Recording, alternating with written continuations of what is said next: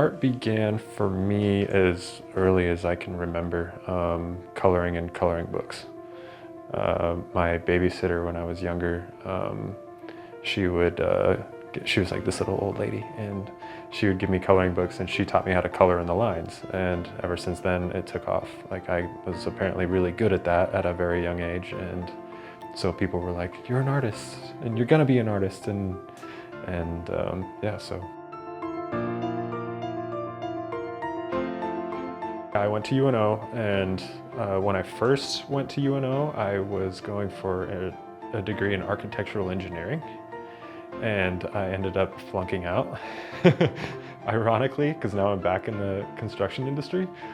But yeah, I went back and I fixed my GPA. I graduated with a Bachelor in Fine Arts with a concentration in sculpture. And carpentry and sculpture go hand in hand. So a lot of the materials that pass through my hands at work also pass through my hands in the studio.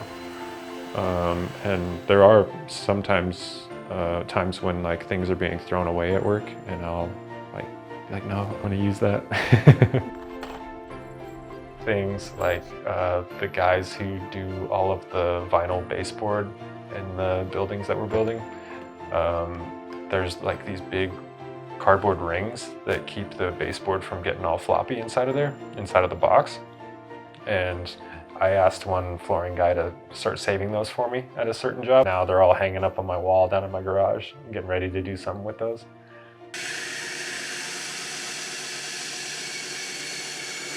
Being an artist, you know, it's hard, it's expensive. And if I can get my hands on any free materials, you know, I might as well. And then there's a story there as well with those materials that I have. You know, they're being repurposed. They aren't just being thrown in the landfill. Now they get like a second chance at being something beautiful as well. The woodworking project that I'm working on right now, that is actually from recycled wood from a job site. And I had some old sketches of some wall pieces that I wanted to make, and I took those sketches and I put color in them, and then they're just like random weird amorphous shapes. And so I traced those shapes in bigger scale on that wood that I saved from a job site and cut those out in my studio downstairs. And then I'm gonna recreate that sketch that I made as a wall hanging piece.